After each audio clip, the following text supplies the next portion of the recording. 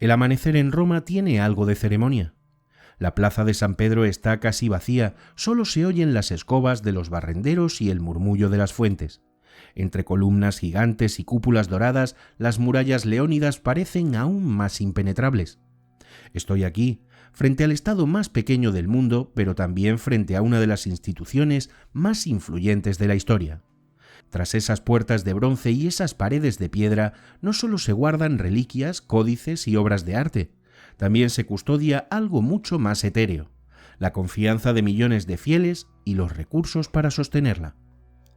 El Vaticano es a la vez santuario y centro de poder, y en su corazón late un organismo que pocos han visto por dentro: el Banco del Vaticano.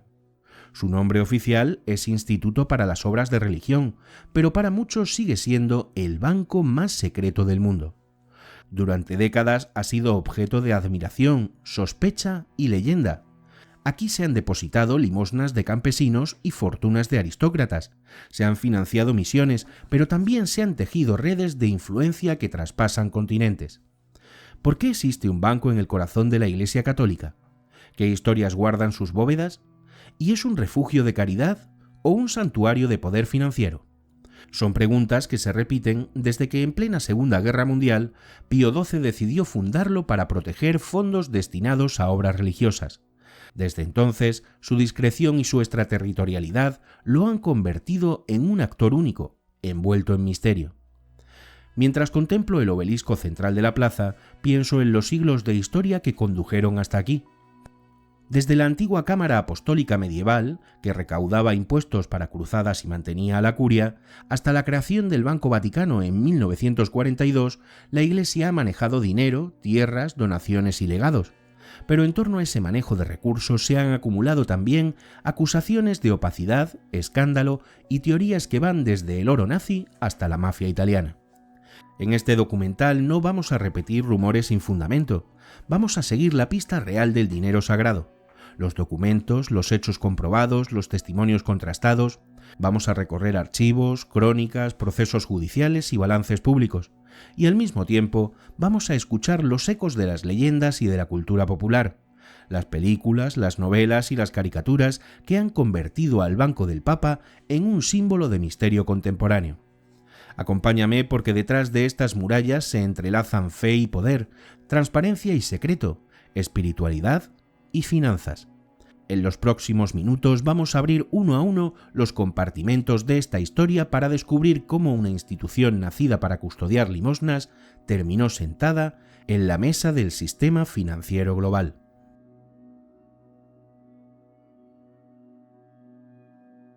Me planto ante los muros del Vaticano, tan compactos que parecen contener siglos de silencios. Aquí, mucho antes de existir un banco moderno, nació una institución para administrar ofrendas, rentas y limosnas: la Cámara Apostólica. Su misión parecía simple: recibir y gestionar el dinero que sostenía a la Iglesia de Roma, pero desde el principio tuvo implicaciones políticas y espirituales enormes. La Cámara Apostólica surge a finales del siglo XII, cuando el papado deja de ser solo autoridad espiritual para convertirse también en poder temporal con dominios en Italia. Los papas administran territorios, recaudan impuestos, financian cruzadas y pagan embajadas ante reyes y emperadores. Todo exige contabilidad, tesoreros y registros. No era raro ver a monjes con pergaminos y ábacos calculando rentas de monasterios ingleses o tributos de obispados franceses. Como cualquier corte europea, Roma necesitaba dinero para sostener su autoridad. Desde ese contexto emergen figuras y oficios específicos: el camarlengo, responsable de la tesorería pontificia, todavía hoy con funciones clave durante la sede vacante, y una burocracia especializada en ingresos y gastos. La Cámara no gestionaba solo limosnas y diezmos, también censos de tierras, tasas sacramentales y parte de las rentas ligadas a indulgencias. Mucho antes de la banca contemporánea, el papado funcionaba ya como centro financiero transnacional con ramificaciones por toda Europa. Con el Renacimiento y el auge de las finanzas, esa administración se sofisticó. Órdenes y diócesis abrieron cuentas en bancos italianos y flamencos. La Santa Sede depositó y movió fondos mediante casas como Medici, Fugger o Chigi. Y así se financiaron obras colosales como la Basílica de San Pedro y redes misioneras. Era un sistema disperso, dependiente de intermediarios privados, pero que anticipaba algo decisivo: la Iglesia como actor económico global. La gran ruptura llega en el siglo XX. Tras la unificación italiana en 1870 y la pérdida de los estados pontificios, la Santa Sede queda sin territorio ni rentas propias. El Papa vive encerrado en el Vaticano y la economía pontificia entra en crisis. La situación se resuelve con los pactos de Letrán en 1929. Italia reconoce la soberanía vaticana y concede una compensación mixta, efectivo y títulos de Estado. De la noche a la mañana, la Santa Sede pasa de la penuria a convertirse en un inversor de primer orden. Había que administrar ese capital con criterios modernos. En los años siguientes, bajo Pío XI y luego Pío XII, se crean oficinas financieras para gestionar inversiones, adquirir inmuebles y sostener la actividad global de la Iglesia. Y en 1942, en plena Segunda Guerra Mundial, se funda el Instituto para Obras de Religión, con las iniciales IOR. Su mandato explícito es custodiar y administrar fondos destinados a obras religiosas y de caridad, protegiéndolos de ocupantes, expropiadores y vaivenes políticos. El momento no es casual. Europa arde bajo los bombardeos, regímenes totalitarios controlan bancos nacionales, la neutralidad vaticana convierte a Roma en refugio para las finanzas de diócesis y congregaciones perseguidas. El IOR no nace como banco comercial, no presta al público ni especula, solo como fondo fiduciario que guarda depósitos y canaliza transparencias de órdenes, diócesis y fundaciones. Desde el primer día hereda un rasgo decisivo: extraterritorialidad y reserva. Ubicado dentro de un Estado soberano, sus cuentas quedan fuera del control italiano y bajo la inmunidad de la Santa Sede. Ese origen híbrido, instrumento caritativo con lógica financiera, explica mucho de lo que vendrá, pero opera en mercados reales y bajo incentivos reales. Con el tiempo, esa dualidad lo convertirá en protagonista de reformas, conflictos y leyendas. Para entender al Banco del Papa hay que empezar aquí, en la Cámara Apostólica Medieval, en la soberanía recuperada por Letrán y en la decisión de 1942 que dio forma a la entidad más enigmática y más malinterpretada de la banca internacional. Cuando dejo atrás la plaza y camino junto a la muralla leónida, pienso en aquellos monjes contables del medievo. Si vieran hoy el edificio discreto de IOR, con servidores y protocolos de seguridad, tal vez reconocerían algo familiar: la misma tensión perenne entre fe y admiración, entre servicio y poder, entre transparencia y secreto. Ese equilibrio, siempre inestable, es el camino que este documental va a recorrer, paso a paso.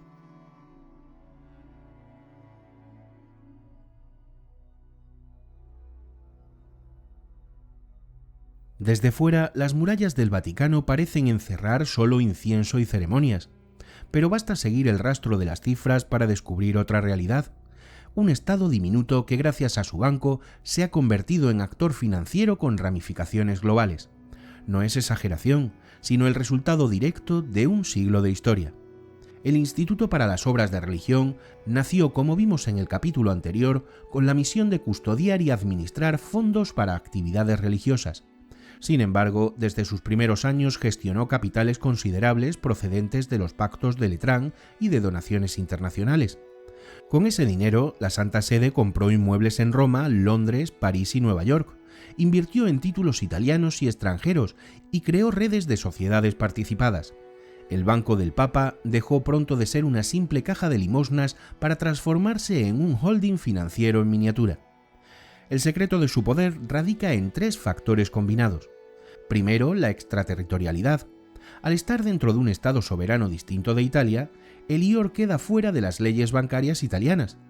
Segundo, la inmunidad diplomática de la Santa Sede, que le otorga un estatus único en el sistema financiero global. Y tercero, la confianza histórica. Congregaciones, diócesis y fundaciones saben que sus fondos estarán a salvo de confiscaciones o cambios de gobierno, algo vital en países con inestabilidad política o persecuciones religiosas.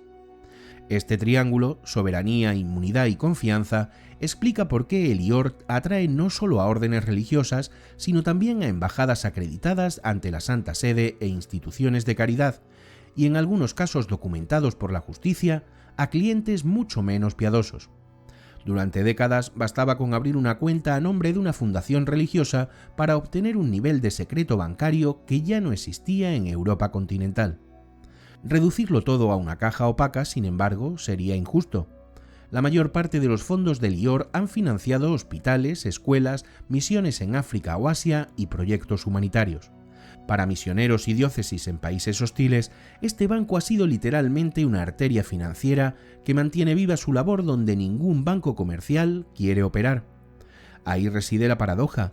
El mismo instrumento que canaliza caridad puede, sin vigilancia, servir a operaciones opacas. En los años 50 y 60, bajo Pío XII y Juan XXIII, esta dualidad se consolidó.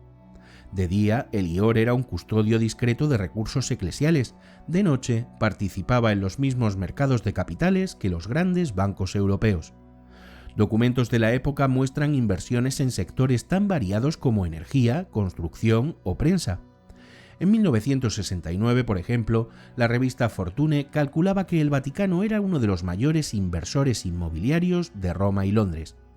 Cuando paseo por los jardines vaticanos y pienso en esas cifras, el dinero sagrado deja de parecer metáfora. Es un flujo real, con intereses, dividendos y riesgos. Y ese flujo ha dado al Vaticano un poder enorme. No es un poder militar ni político directo, pero sí capacidad de influencia. Becas para universidades católicas, rescate de diócesis en quiebra, o apoyo a movimientos religiosos en países comunistas durante la Guerra Fría. El dinero permite actuar donde las palabras no bastan. Ese poder financiero, sin embargo, ha sido también imán para intereses ajenos. En los 70 y 80, banqueros como Michel Sindona o Roberto Calvi buscaron en el IOR un socio o una pantalla. La estructura del banco, sin accionistas privados ni obligación de publicar cuentas detalladas, ofrecía una discreción incomparable. Así comenzaron las operaciones cruzadas que acabarían en el escándalo del Banco Ambrosiano, que contaremos en el siguiente capítulo. Fue el momento en el que el mundo descubrió que el Banco de Dios podía aparecer en la misma frase que mafia y política. Conviene atender la lógica interna antes de llegar ahí. El IOR no es, en sentido estricto, un banco comercial. No concede hipotecas al público ni tiene sucursales.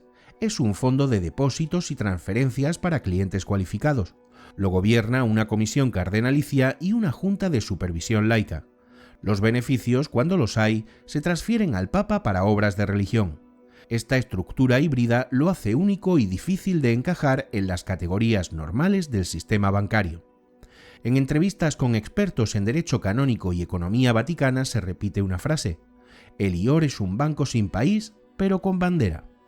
Esa bandera, la de la Santa Sede, le da legitimidad espiritual, pero también le impone un estándar moral altísimo que no siempre ha cumplido. Por eso cada escándalo tiene un eco doble. No solo es un problema financiero, es un golpe a la credibilidad de la Iglesia. Cuando me marcho del archivo apostólico con sus pasillos silenciosos, pienso en ese contraste. De un lado, cifras, balances y carteras de inversión. Del otro, promesas de pobreza, votos religiosos y misiones en aldeas remotas. Ese es el poder del dinero sagrado, un instrumento capaz de sostener hospitales en África y al mismo tiempo de tentar a quienes lo ven como oportunidad para el abuso.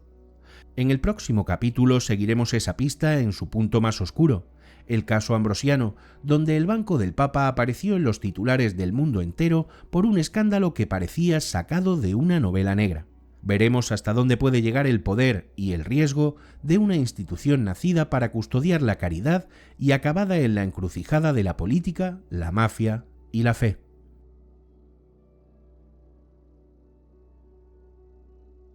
En el vestíbulo discreto del Instituto para las Obras de Religión no hay ventanillas ni carteles de ofertas. Todo es sobrio, casi ascético. Un mostrador sin logos, salas de reunión pequeñas, funcionarios con traje oscuro y placas sin nombres. A primera vista no parece un banco, y en cierto modo no lo es.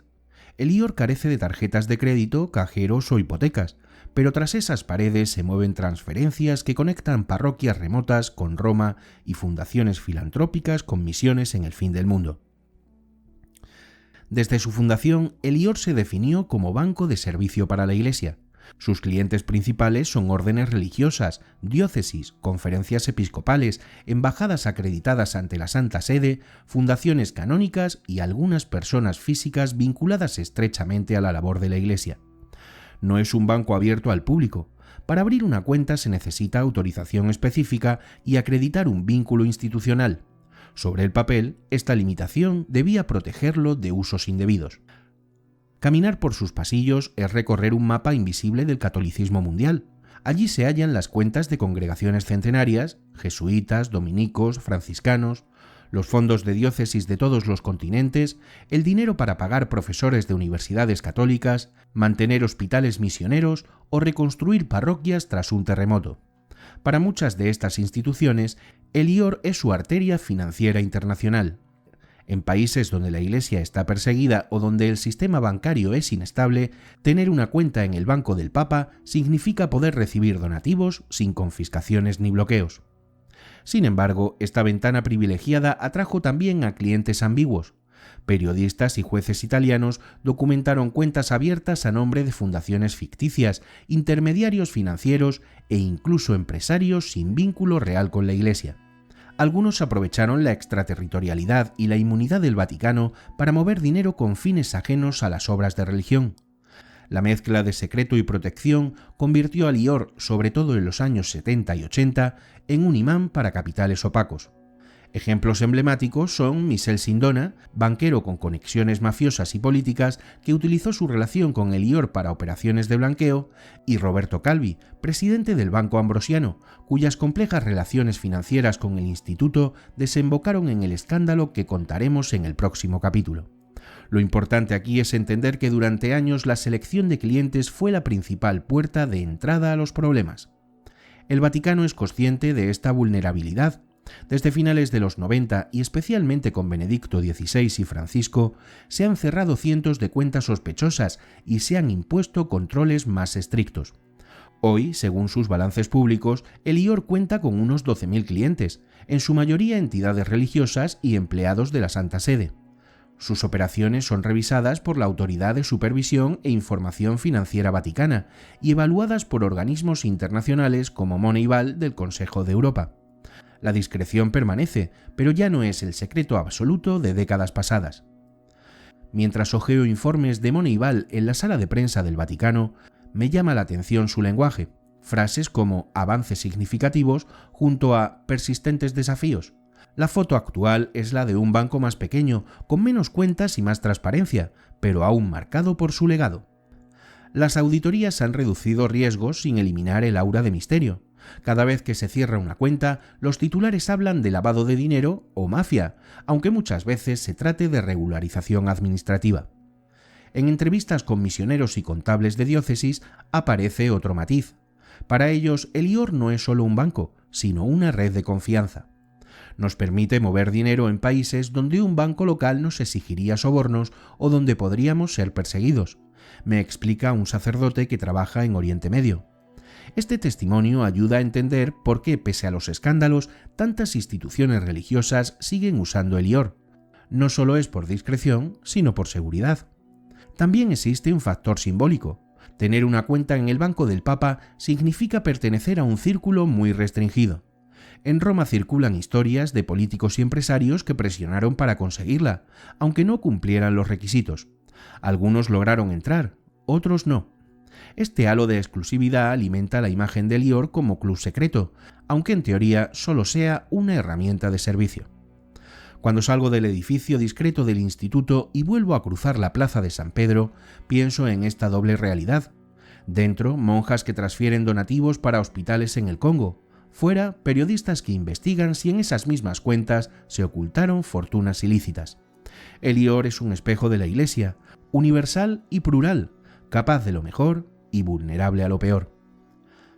Ahora sí, entraremos en el momento en el que esta tensión estalló en los titulares mundiales, el caso Ambrosiano, donde el Banco del Vaticano se vio arrastrado en uno de los mayores escándalos financieros de Europa. Allí se mezclaron religión, poder, mafia y muerte en un episodio que aún proyecta su sombra.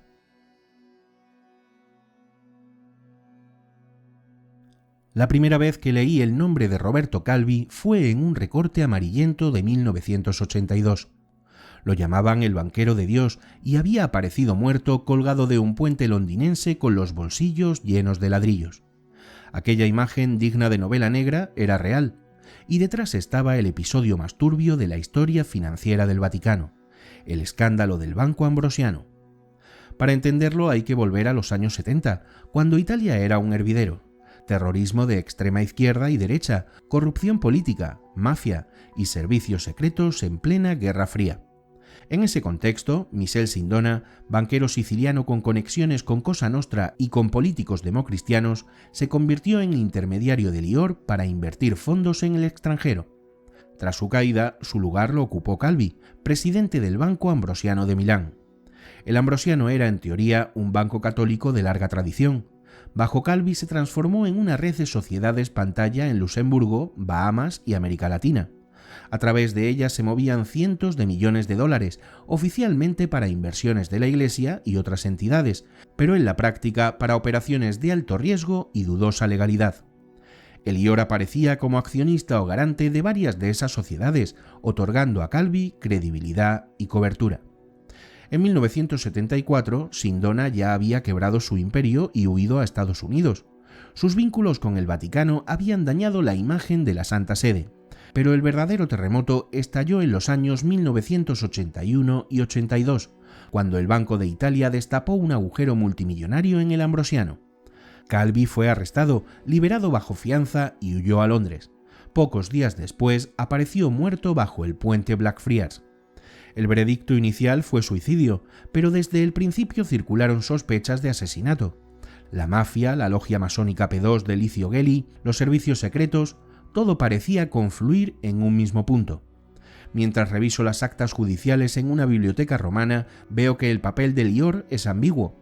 El instituto no era propietario del Ambrosiano ni de sus filiales extranjeras, pero había avalado préstamos y transferencias. Según la versión oficial, lo hizo para facilitar operaciones de congregaciones religiosas. Según los jueces italianos, eso lo convertía en corresponsable del agujero. El escándalo estalló en los titulares: el Banco del Papa implicado en fraude multimillonario. En 1984, la Santa Sede llegó a un acuerdo extrajudicial con los acreedores del Ambrosiano. Pagó 241 millones de dólares sin reconocer responsabilidad para indemnizar a los perjudicados. Era una suma enorme para un estado tan pequeño, pero sirvió para cerrar un conflicto que amenazaba con arrasar a la curia a los tribunales italianos. Para muchos, ese pago fue un reconocimiento implícito de culpa, para otros, un gesto para proteger la credibilidad de la Iglesia. En medio de la tormenta estaba un hombre clave, el arzobispo Paul Marcinkus, presidente de Lior desde 1971 y uno de los prelados más influyentes del Vaticano. Estadounidense, corpulento y con fama de pragmático, defendió siempre que el instituto había actuado de buena fe y que el fraude era cosa de Calvi. La justicia italiana emitió órdenes de arresto contra él, pero no pudo ejecutarlas gracias a la inmunidad vaticana. En 1989 abandonó su cargo y se retiró discretamente a Estados Unidos sin haber sido juzgado. El caso Ambrosiano no solo fue un golpe financiero, fue un golpe simbólico. Por primera vez, la palabra Vaticano aparecía junto a blanqueo de dinero, mafia y masonería en las portadas internacionales. Las fotos del puente y del banquero colgado se convirtieron en iconos de una época de conspiraciones. Libros, películas y teorías proliferaron, mezclando hechos reales con fantasía. Oro nazi, cuentas secretas de políticos, complot para financiar movimientos clandestinos. Muchas de esas historias siguen sin probarse, pero el daño a la imagen ya estaba hecho. Mientras camino por el propio puente Blackfriars, con el Támesis gris debajo de mí, pienso en el contraste con la plaza de San Pedro. Aquí, un cadáver colgado en la niebla londinense. Allí, procesiones y oraciones. Entre ambos, un hilo de dinero, avales y sociedades secretas que tejieron una trama difícil de desenredar. Quizá por eso el escándalo ambrosiano sigue fascinando. Es el momento en el que el Banco del Papa dejó de ser abstracción para convertirse en protagonista de una tragedia real. El caso tuvo también consecuencias internas. Juan Pablo II ordenó revisiones y cambios en la gestión financiera. Se reforzaron controles y se creó una comisión de cardenales para supervisar el Lior. pero la desconfianza ya estaba sembrada. Cada nuevo rumor sobre cuentas opacas o movimientos sospechosos evocaba la sombra de Calvi colgado del puente. Esto nos lleva al siguiente tema, uno de los más persistentes del imaginario colectivo: las acusaciones sobre el oro nazi y los fondos de la Segunda Guerra Mundial. Separaremos mito y realidad para entender qué hay detrás de esas historias que siguen alimentando titulares.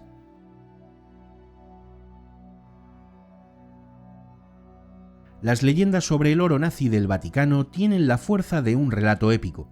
Trenes cargados de lingotes atravesando Europa, cofres escondidos en criptas, jerarcas del Tercer Reich transfiriendo fortunas a Roma para salvarlas del derrumbe. Son imágenes irresistibles para la imaginación, pero ¿qué hay de cierto en ellas? Para averiguarlo tuve que descender a archivos polvorientos y separar una vez más mito de documento.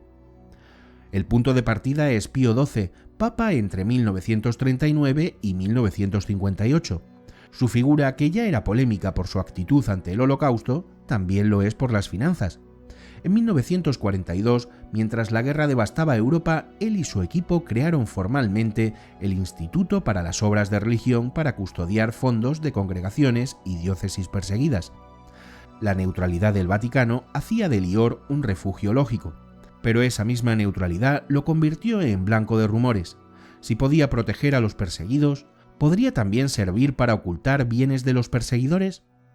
La primera gran acusación pública provino de un informe aliado de 1946, que sugería que parte del oro saqueado en Croacia había terminado en cuentas vaticanas. Aquello generó titulares explosivos. Sin embargo, las investigaciones posteriores del Departamento del Tesoro estadounidense y de comisiones suizas no hallaron pruebas concluyentes. Lo que sí consta en documentos es que a través del Vaticano circularon fondos para refugiados, prisioneros de guerra y operaciones humanitarias, y que Lior realizó transferencias para diócesis de países ocupados. Más allá de eso, las afirmaciones sobre lingotes nazis siguen sin demostración. En 1997, un libro del periodista John Loftus reavivó el mito al afirmar que el Vaticano había recibido hasta 350 millones de dólares en oro nazi. Pero el propio autor admitía basarse en fuentes indirectas. La Santa Sede negó las acusaciones y reiteró que no había manejado oro robado. En 1998, ante la presión internacional, abrió sus archivos de la Comisión Pontificia de Asistencia y colaboró con investigaciones independientes. Ninguna encontró pruebas de que Lior hubiese almacenado lingotes nazis. Sí existió, en cambio, una red de rutas de huida criminales nazi hacia Sudamérica en las que algunos sacerdotes colaboraron individualmente. Eso es historia documentada. Otra cosa es que el Vaticano como institución o su banco hubieran financiado o cobijado fortunas nazis. Las investigaciones académicas más serias, como las del historiador Gerald Steinacher, distinguen claramente entre esos dos planos. El mito del oro nazi funciona porque mezcla un hecho real, neutralidad vaticana y redes de asistencia, con una imagen poderosa, cofres de oro en criptas. Mientras hojeo documentos del archivo apostólico, veo que los registros de Lior en los años 40 son sobre todo depósitos de congregaciones religiosas y diócesis extranjeras. Muchas cuentas tenían cifras relativamente modestas, destinadas a pagar misiones, rescatar prisioneros o financiar ayuda humanitaria.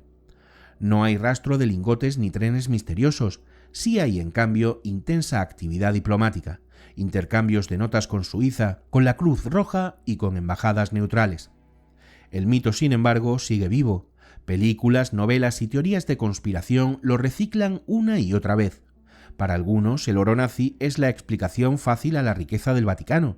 Para otros, símbolo de complicidad. En realidad, la riqueza de la Santa Sede procede sobre todo de patrimonio inmobiliario, inversiones en títulos públicos y donaciones. El Lior es un gestor custodio, no un banco emisor, pero en la memoria popular pesa más la imagen del tren cargado de lingotes que un balance contable.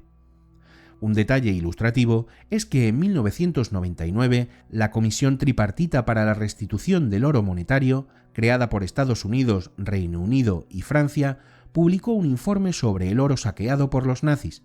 El Vaticano no aparecía en la lista de receptores. Ese mismo año, varios supervivientes del Holocausto presentaron demandas civiles contra bancos suizos y contra el Vaticano en Estados Unidos, alegando apropiación indebida de bienes. Las demandas fueron desestimadas por falta de pruebas. Pese a ello, la sospecha siguió circulando en medios y libros. Mientras camino por el Archivo Vaticano y veo a los guardias suizos, pienso en la fuerza de los símbolos. El oro es, desde la Biblia, emblema de poder y corrupción. Unirlo a nazis y Vaticano produce un relato irresistible. Pero los hechos, hasta hoy, no confirman esa narrativa. Eso no significa que todo esté aclarado. Hay documentos aún sin publicar, pero sí que la prudencia histórica obliga a diferenciar entre lo que sabemos y lo que imaginamos. Y esta es y será la constante de este documental: no negar las sombras, pero tampoco confundirlas con fantasmas. El mito del oro nazi es importante porque muestra cómo en torno a Lior se acumulan relatos donde fe, poder y dinero se cruzan con la historia más oscura del siglo XX. Y también porque sirvió de catalizador para exigir más transparencia al Banco del Papa en las décadas siguientes. En el próximo capítulo vamos a ver cómo tras estos escándalos y rumores llegó la hora de las reformas. Juan Pablo II, Benedicto XVI y Francisco tuvieron que enfrentarse al desafío de limpiar la imagen de Lior y adaptarlo a un mundo financiero mucho más vigilado que el de 1942.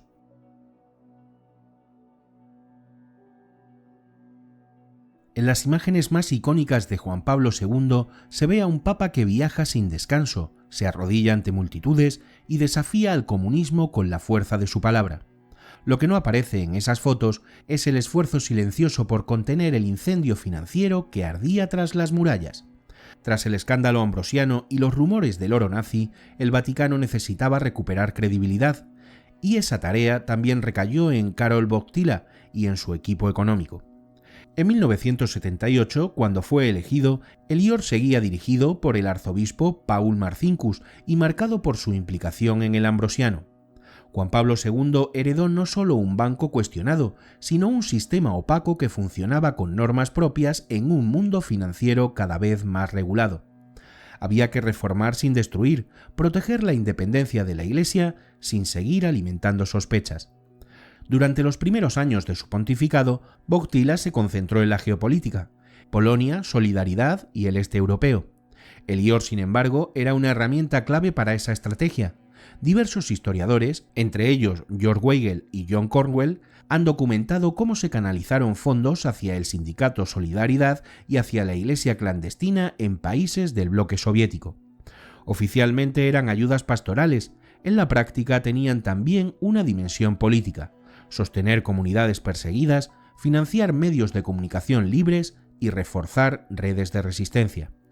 En ese sentido, el Banco del Papa fue un instrumento de poder blando durante la Guerra Fría. Al mismo tiempo, Juan Pablo II empezó a preparar una limpieza interna.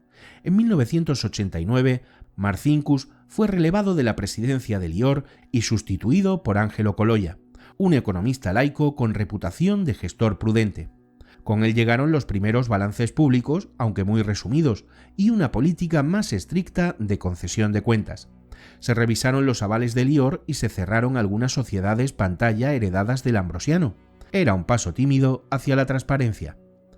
En mis visitas al archivo apostólico encuentro actas de esa época que muestran un lenguaje nuevo: compliance, auditoría, controles internos, palabras que antes no existían en la jerga vaticana. El Lior empezaba a moverse, aunque con retraso, hacia estándares internacionales. Sin embargo, la discreción seguía siendo la norma, las cuentas continuaban secretas, los clientes reservados y los beneficios opacos. Se trataba más de ordenar la casa que de abrir las ventanas de par en par. El propio Wojtyła era consciente de esta ambigüedad. En 1992, en un discurso al cuerpo diplomático, habló de la necesidad de que las instituciones de la Iglesia den testimonio de la caridad también en la gestión de los bienes materiales. Era un mensaje indirecto a Lior. A partir de entonces se reformó la comisión de cardenales que supervisaba el banco y se establecieron relaciones más formales con el Banco de Italia y con auditores externos. Pero la transparencia era parcial. El Vaticano seguía resistiéndose a someter a Lior a los mismos controles que un banco comercial italiano o europeo. Alegaba su soberanía y la naturaleza especial del instituto. Ese equilibrio, reforma sí, pérdida de independencia no, definió la era de Juan Pablo II. En la práctica, el Lior se volvió más pequeño, más controlado y menos aventurero, pero mantuvo su aura de enclave inaccesible. En los años siguientes se fueron cerrando capítulos. En 1993, Michel Sindona murió en la cárcel envenenado. En 1997, Roberto Calvi fue declarado oficialmente asesinado. En 2001, un tribunal italiano absolvió a Marcinkus de cargos penales. Para muchos, esos finales cerraba la saga Ambrosiano. Para otros, recordaban que las sombras seguían proyectándose sobre el banco del Papa. Cada nuevo escándalo financiero en Italia reactivaba viejas sospechas sobre el Vaticano, aunque ya no hubiera pruebas directas. Mientras camino por el patio de San Dámaso, imagino a Boctila recibiendo informes sobre balances y auditorías mientras preparaba un viaje a Cuba o Jerusalén. La misma mano que bendecía multitudes tenía que firmar decretos para reorganizar un banco. Ese es uno de los aspectos menos visibles de su pontificado, un esfuerzo constante por conciliar espiritualidad y gestión económica, evangelización y credibilidad institucional. El resultado fue una era de transparencia parcial. Se cerraron cuentas, se redujeron riesgos y se iniciaron auditorías, pero no se rompió con el secreto histórico. El IOR salió de los grandes titulares escandalosos, pero siguió siendo visto como un banco especial, distinto. Esa percepción se arrastrará hasta Benedicto XVI y Francisco, quienes tendrán que ir más lejos en las reformas para adaptarlo a un mundo post-11S, donde el control del blanqueo de capitales es mucho más estricto.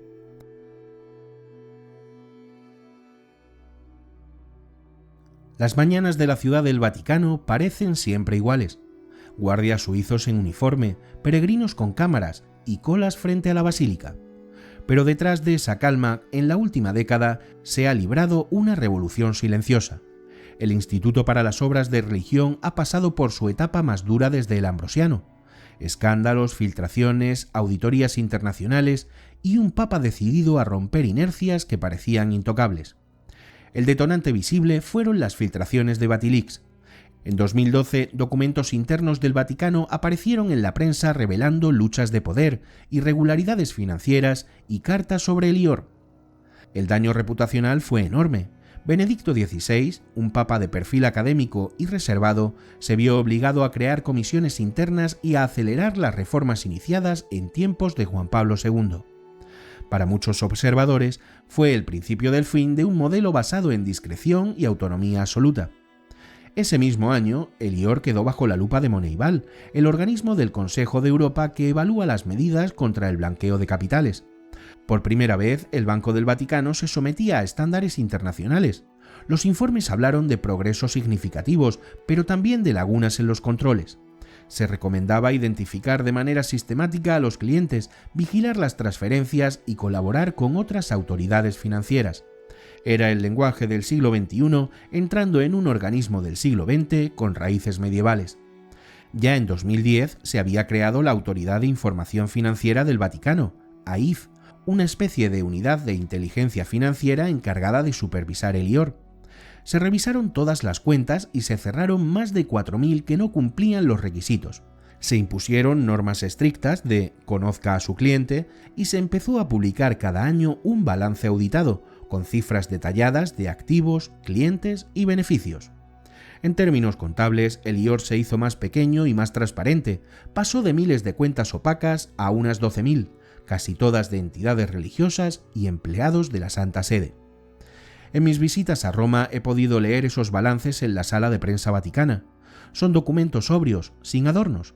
Activos totales en torno a 5.000 millones de euros, beneficios anuales de unos 30 millones, casi todos transferidos al Papa para obras de caridad. Nada de lingotes ni cifras astronómicas, más bien la imagen de un banco custodio que intenta cumplir estandartes. Sin embargo, la sombra del pasado sigue pesando. Cada vez que un medio publica un rumor sobre cuentas secretas, el imaginario colectivo vuelve al ambrosiano o al oro nazi, aunque la realidad de hoy sea otra. La llegada de Francisco en 2013 supuso un paso más. Con su estilo directo y pastoral, el Papa argentino convirtió la reforma financiera en parte de su agenda. Creó la Secretaría para la Economía, encabezada primero por el cardenal George Pell para centralizar la gestión económica. Encargó auditorías externas a firmas internacionales, reorganizó la gobernación del Estado Vaticano y reformó la Autoridad de Información Financiera. En varias ocasiones habló públicamente de limpiar las finanzas de la Iglesia y dar testimonio de pobreza y transparencia. Estos cambios no estuvieron exentos de resistencias y crisis. En 2015, la destitución del auditor externo, Libero Milone, generó titulares.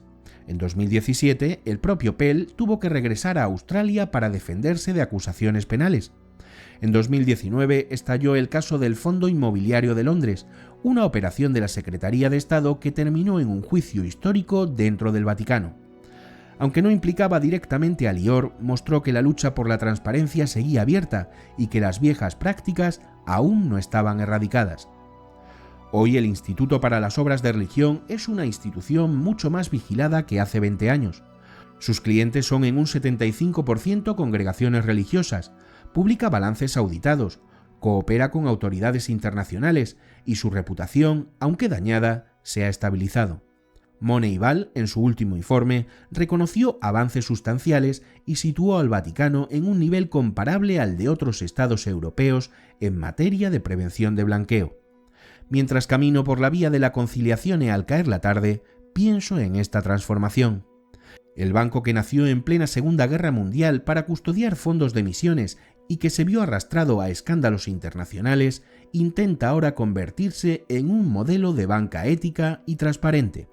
No es un proceso acabado, cada reforma abre nuevos frentes, cada filtración reaviva sospechas, pero por primera vez en décadas, el Lior parece haber pasado de la defensiva a la iniciativa.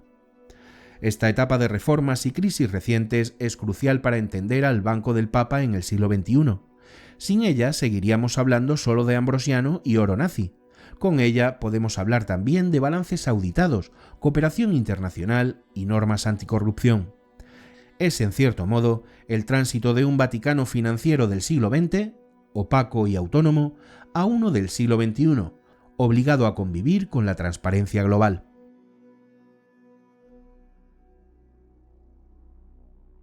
Hay una paradoja que se percibe nada más cruzar la frontera invisible entre Roma y el Vaticano. En pocos pasos pasas de Italia a un Estado soberano, con banderas, sellos, pasaportes y un sistema legal autónomo. Ese estatus singular es la clave de casi todo lo que hemos visto sobre el Banco del Papa. Sin entender el laberinto jurídico y diplomático que rodea al Vaticano, es imposible comprender cómo funciona realmente el Lior. El Vaticano es el estado más pequeño del mundo, apenas 44 hectáreas. Su soberanía moderna nace de los pactos de Letrán de 1929, que resolvieron la cuestión romana entre la Santa Sede e Italia. Desde entonces, la Santa Sede es reconocida como sujeto de derecho internacional y el Estado de la Ciudad del Vaticano como su base territorial. Esto significa que dentro de esas murallas rigen leyes distintas de las italianas, tribunales propios y un sistema fiscal independiente. El Instituto para las Obras de Religión se acoge a esa soberanía. Es un banco situado en un territorio fuera de la jurisdicción italiana, bajo control directo de la Santa Sede. Ese estatus le confiere ventajas y desafíos. La ventaja más evidente es la extraterritorialidad. Cuentas y operaciones no están sometidas al control del Banco de Italia ni de la Hacienda italiana. Esto dio a Lior, durante décadas, un margen de discreción muy superior al de cualquier banco comercial. También le proporciona inmunidad diplomática. Documentos, transferencias y comunicaciones del Vaticano tienen un grado de protección equiparable al de una embajada. Por eso, en los años 70 y 80, abrir una cuenta en el Lior era casi como abrirla en un enclave diplomático. Pero esa misma peculiaridad ha atraído sospechas y presiones. Italia ha reclamado en varias ocasiones mayor colaboración judicial. Estados Unidos ha incluido al Vaticano en informes sobre paraísos fiscales. Organismos europeos han exigido que cumplan normas contra el blanqueo. Para responder, la Santa Sede ha tenido que crear en los últimos 20 años una arquitectura legal propia. Leyes vaticanas sobre la prevención de blanqueo, tratados de cooperación con la Unión Europea y acuerdos de intercambio de información con otros estados. El Lior, que durante décadas actuó como una isla, se ha convertido en un banco miembro de la Comunidad Financiera Internacional. Mientras reviso en la Biblioteca del Vaticano los textos de estas leyes recientes, me sorprende su lenguaje técnico, casi idéntico al de cualquier normativa bancaria europea. Se habla de beneficiario efectivo, transacciones sospechosas, listas negras. Nada que ver con la imagen romántica de cofres en criptas. Es el siglo XXI imponiéndose al enclave medieval. Sin embargo, la estructura sigue siendo compleja. Hay que distinguir entre la Santa Sede, autoridad central de la Iglesia Católica reconocida como sujeto de derecho internacional y que mantiene relaciones diplomáticas con más de 180 países, y el Estado de la Ciudad del Vaticano, su base territorial. El IOR depende de la Santa Sede, no del Estado Vaticano, y está regido por normas internas aprobadas por el Papa y supervisadas por la Comisión de Cardenales. El resultado es un mosaico de jurisdicciones. Por ejemplo, cuando la justicia italiana emite una orden de registro, necesita un acuerdo de cooperación con la justicia vaticana para ejecutarla dentro del IOR. Si se trata de transferencias internacionales, entran en juego tratados bilaterales. Si hay sospechas de financiación del territorio, intervienen listas de la ONU. Todo esto convierte al Banco del Papa en un nodo legalmente complejo que requiere diplomacia además de contabilidad. En mis entrevistas con diplomáticos acreditados ante la Santa Sede hay una frase recurrente: el Vaticano es un estado espiritual en un mundo secular. Eso significa que sus instituciones financieras no solo deben cumplir normas técnicas, sino también mantener un equilibrio con su misión religiosa y su independencia. Cada tratado que firma la Santa Sede o cada autoría que acepta es un acto político tanto como económico. Este laberinto jurídico explica también por qué el Vaticano ha creado órganos propios para supervisar el IOR: la Autoridad de Supervisión e Información Financiera, el Tribunal de Estado de la Ciudad del Vaticano y la Secretaría para la Economía. Estas entidades han permitido cooperar con Moneyball y con bancos corresponsales sin renunciar a la soberanía. En otras palabras, el Vaticano ha tenido que aprender a ser transparente sin dejar de ser independiente. Mientras camino por los jardines vaticanos y veo ondear las banderas de los países acreditados, me doy cuenta de que el Banco del Papa no es solo un asunto de cuentas, es también un asunto de tratados, inmunidades y derechos internacionales. Cada reforma financiera es en el fondo una negociación diplomática, cada cuenta cerrada una señal enviada al mundo, y cada balance auditado un gesto de credibilidad hacia los estados con los que la Santa Sede convive.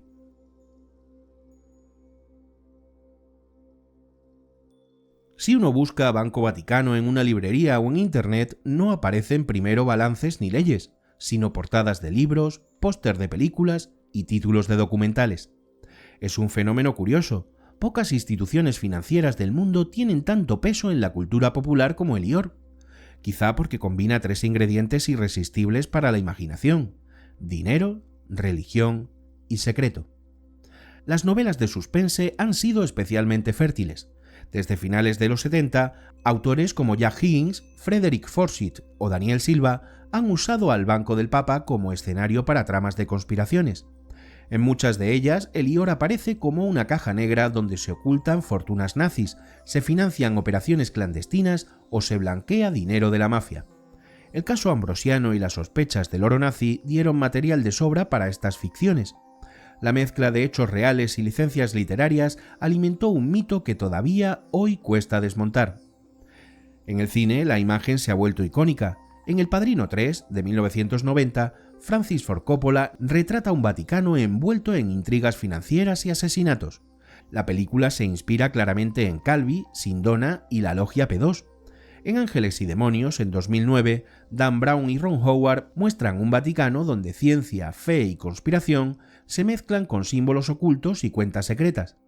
Ninguna de esas historias es documentalmente exacta, pero todas han contribuido a fijar en el imaginario colectivo la idea de que el Banco del Papa es un epicentro de misterios.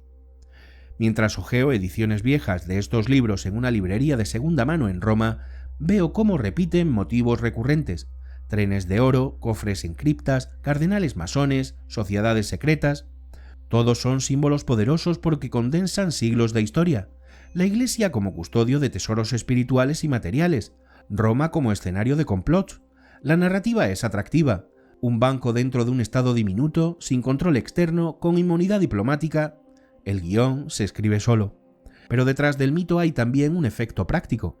La ola de ficción reaviva el interés mediático y político por el IOR.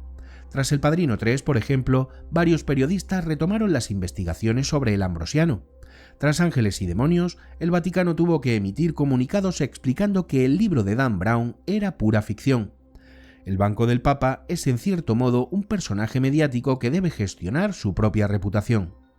No toda la cultura popular es negativa.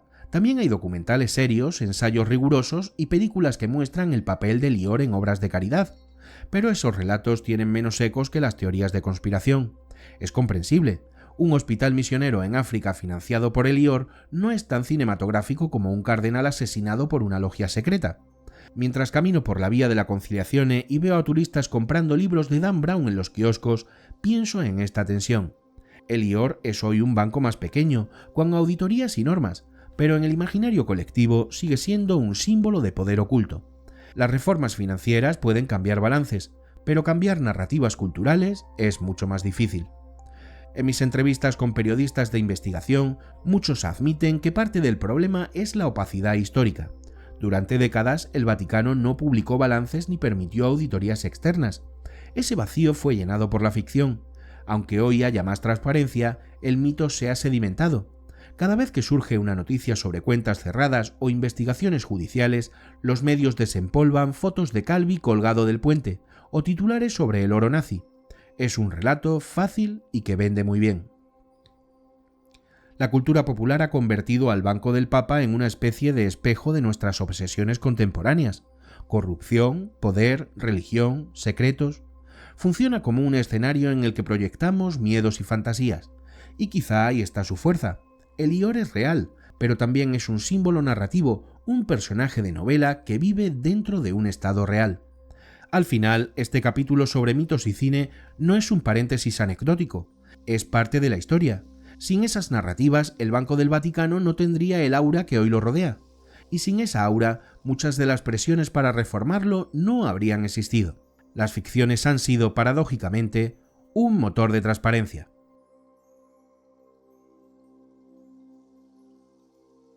Hasta ahora he contado la historia del Banco del Vaticano desde fuera. Archivos, cifras, escándalos, tratados, novelas. Pero para entender de verdad esta institución hay que escuchar a quienes han trabajado en ella o la han investigado de cerca. No es fácil, muchos se niegan a hablar, otros aceptan pero piden anonimato. Aún así, en mis meses de investigación he podido recoger testimonios que dibujan un retrato más humano de Lior. En una cafetería discreta de Roma me encuentro con un ex auditor vaticano. Me pide que no grabe ni anote nombres. La mayoría de la gente cree que esto es un banco suizo con sotana, me dice, pero en realidad es un banco parroquial muy grande. El 90% de las operaciones son transferencias para misiones, universidades católicas y congregaciones. La opacidad fue más bien negligencia, no conspiración. Su voz tiene tono de quien ha visto mucho y ya no se sorprende. Otro testimonio viene de un sacerdote africano que dirige varios hospitales en zonas rurales. Sin Lior no podríamos pagar medicinas ni sueldos. Los bancos locales son inestables y cobran comisiones altísimas. Aquí enviamos donativos y los recibimos íntegros. Es nuestra línea de vida. Sus palabras rompen con la imagen estereotipada. Detrás de las siglas hay médicos, maestros y misioneros que dependen de esas transferencias para sobrevivir. En el archivo apostólico me cruzo con una periodista veterana que lleva 30 años investigando al Vaticano. Me cuenta cómo en los 80 entrar en Lior era imposible. Ni siquiera sabías dónde estaba la entrada exacta, recuerda. Hoy, dice, es distinto. Publican balances, hay portavoces, puedes pedir entrevistas. Falta camino, pero no es la fortaleza de antes. En su cuaderno veo nombres de cardenales, banqueros y jueces italianos. La leyenda negra se la ganaron ellos mismos por no dar explicaciones durante décadas, me dice. También entrevisto a un funcionario laico que trabaja en la nueva Autoridad de Supervisión e Información Financiera. Él defiende las reformas con datos. Desde 2010 hemos cerrado miles de cuentas irregulares, hemos adoptado normas internacionales y tenemos una de las tasas más bajas de operaciones sospechosas en Europa. El problema es la percepción. Cada vez que un medio publica una historia antigua, parece que sigamos igual. Me enseña gráficos, informes, indicadores, un lenguaje frío que contrasta con la mística de los rumores. Mientras escucho estas voces, pienso en la tensión que atraviesa toda la historia de Lior. Para unos es una arteria de caridad global, para otros, un símbolo de poder oculto. Ambas visiones conviven en un mismo edificio. Quizá por eso cada testimonio que recojo es parcial, como un mosaico de teselas que solo desde arriba dibujan una imagen completa. Y ojo, También hay voces críticas dentro de la Iglesia. Un economista católico que ha asesorado a varias diócesis me dice: el problema no es solo la opacidad, es la contradicción sobre el voto de pobreza y la gestión de millones. Eso genera escándalo y tentación. Me habla de la necesidad de una banca verdaderamente ética, con criterios transparentes y auditorías independientes. El Papa Francisco va en esa dirección, pero es una carrera de fondo. Mientras recorro de nuevo el pequeño edificio de Lior, tan anodino por fuera y tan cargado de leyendas, me doy cuenta de que los testimonios son como pequeñas ventanas abiertas en un muro alto. No dan la vista completa, pero dejan pasar la luz. Y esa luz muestra una realidad más matizada que el mito. Un banco que nació para custodiar limosnas, que se convirtió en actor financiero, que se vio envuelto en escándalos y que ahora intenta transformarse bajo la mirada del mundo.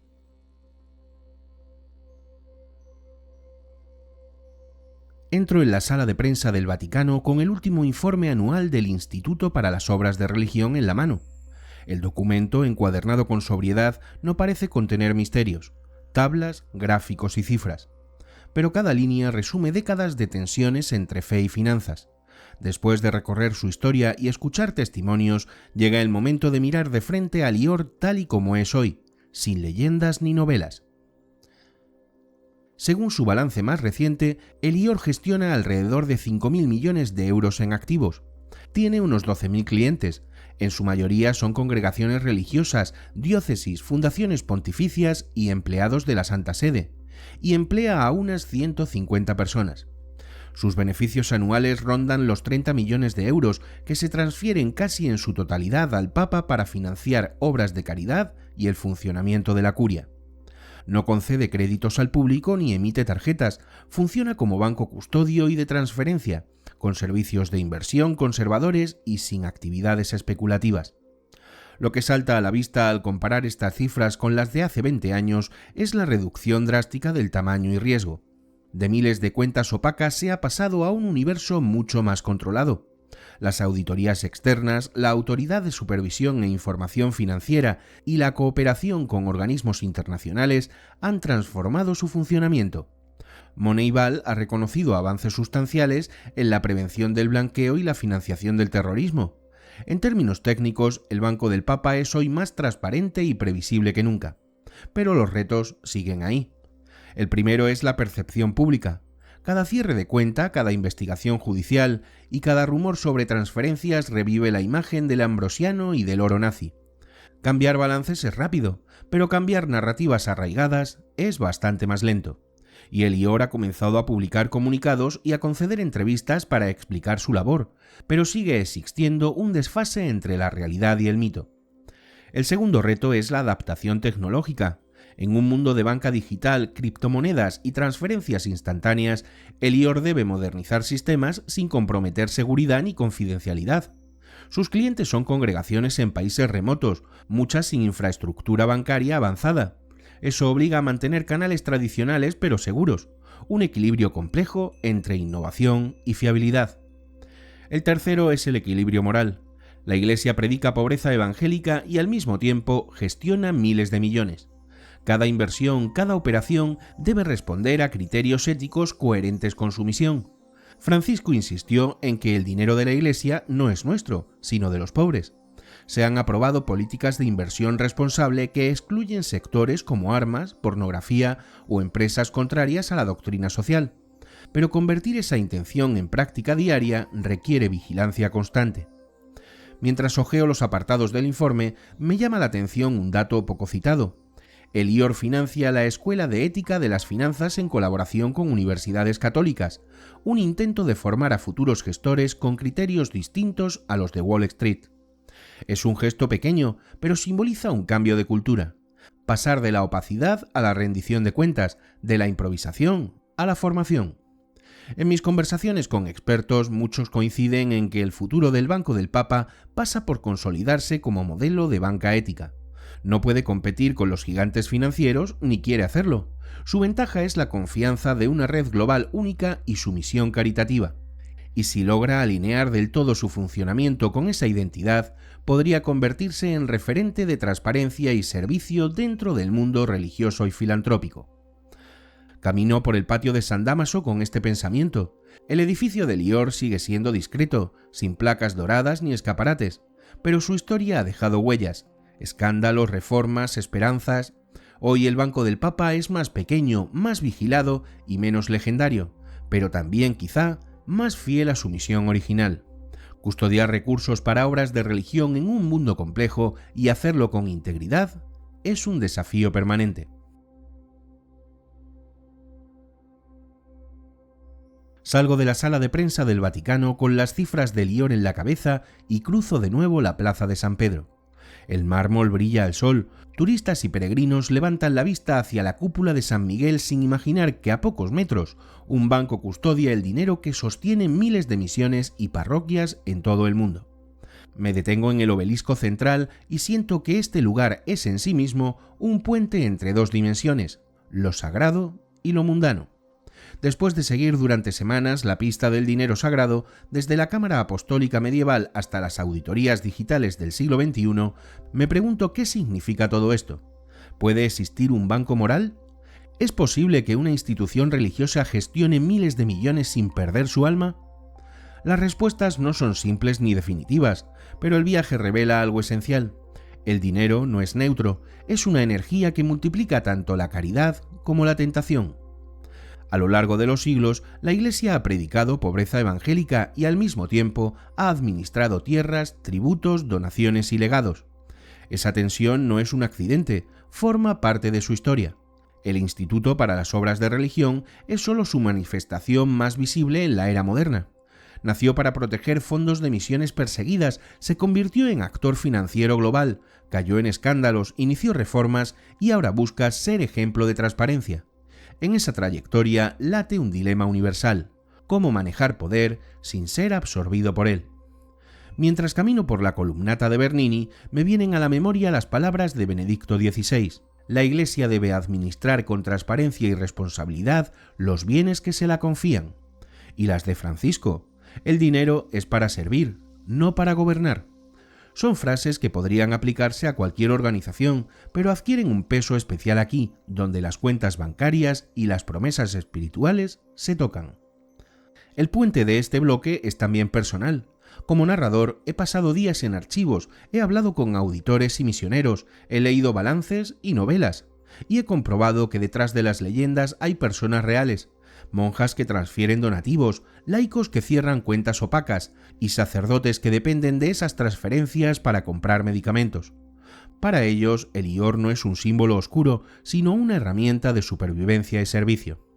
Pero también he escuchado voces críticas que recuerdan las tentaciones del pasado y advierten del peligro de repetirlas. La opacidad no desaparece de la noche a la mañana. La transparencia no es solo un sistema, es una cultura. En este sentido, el Banco del Papa es un laboratorio donde se ensaya algo mucho más grande. Se ensaya si las instituciones pueden transformarse desde dentro sin perder su identidad. Quizá por eso este tema fascina tanto. No se trata solo de cuentas y auditorías, se trata de nosotros mismos, de cómo manejamos el poder, la confianza y los recursos en cualquier comunidad humana. El Lior es, en el fondo, un espejo de la tensión que cada persona siente entre valores y conveniencia, entre ideales y realidades. Mientras dejo atrás la plaza y me adentro en las calles de Roma, pienso que el viaje no termina aquí. Las reformas seguirán, los mitos persistirán, las preguntas volverán. Pero hay algo que sí podemos aprender de esta historia.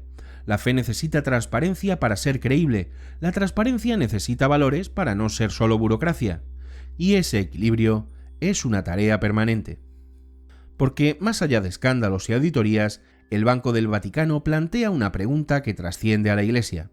¿Podemos imaginar un uso del dinero que esté verdaderamente al servicio del bien común?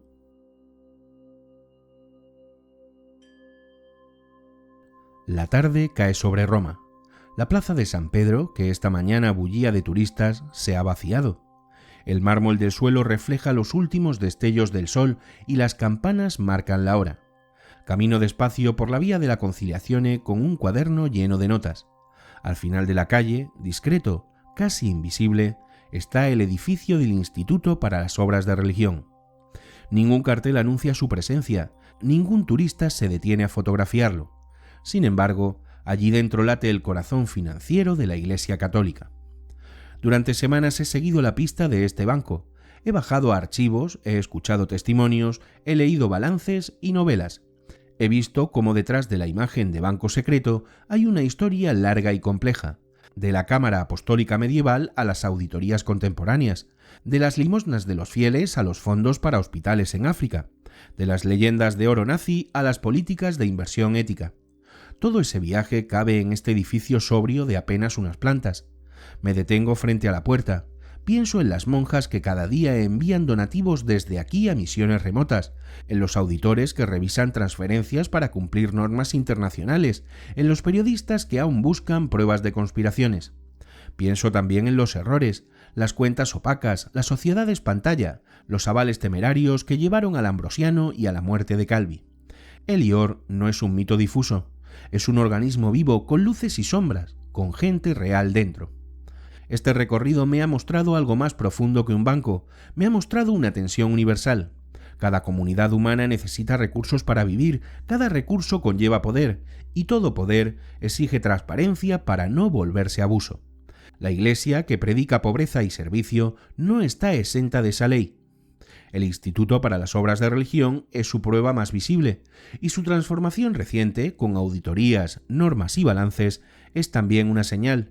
Incluso las instituciones más antiguas pueden cambiar si hay voluntad. Mientras contemplo la cúpula de Miguel Ángel recortándose en el cielo, me pregunto qué recordarán de esta historia las generaciones futuras. ¿Verán al Banco del Vaticano como un símbolo de opacidad o como un laboratorio de banca ética? ¿Se hablará de él como de un escándalo o como de un ejemplo? La respuesta no está escrita. Se construye cada día con decisiones concretas, con cada cuenta abierta y cerrada, con cada euro invertido o transferido. Para mí, este documental termina con una certeza y una pregunta. La certeza es que el dinero, por sí mismo, no es ni santo ni maldito. Es una herramienta que amplifica intenciones. En el Vaticano, como en cualquier parte, puede servir para la caridad o para la corrupción. La pregunta es si seremos capaces, nosotros, no solo ellos, de crear instituciones donde el poder sirva al bien común y no a sí mismo. Me alejo del edificio con paso lento. La noche ya ha caído sobre Roma, las luces de las farolas dibujan sombras en los adoquines y cierro mi cuaderno. Sé que no he desentrañado todos los misterios, quizá nadie pueda hacerlo del todo, pero sí he visto lo suficiente para entender que el secreto del dinero sagrado no está en cofres ni en trenes de oro. Está en la capacidad, siempre frágil, de unir fe y transparencia, poder y servicio, y palabra y acción. Porque al final la transparencia y la fe no se miden en balances ni en auditorías, sino en la luz que dejamos entrar en lo que hacemos. Y esa luz, igual que este banco, depende de nosotros. Gracias por llegar hasta aquí. Si te ha gustado el vídeo, dale a like, compártelo y deja en comentarios si tienes dudas, lo que más te ha removido e incluso lo que menos te ha gustado. Es como más nos ayudas a seguir creciendo. Y si no quieres perderte nuestra próxima investigación, suscríbete y activa la campanita. Nosotros nos quedamos removiendo el pasado para nuestro próximo vídeo. ¡Hasta la vista!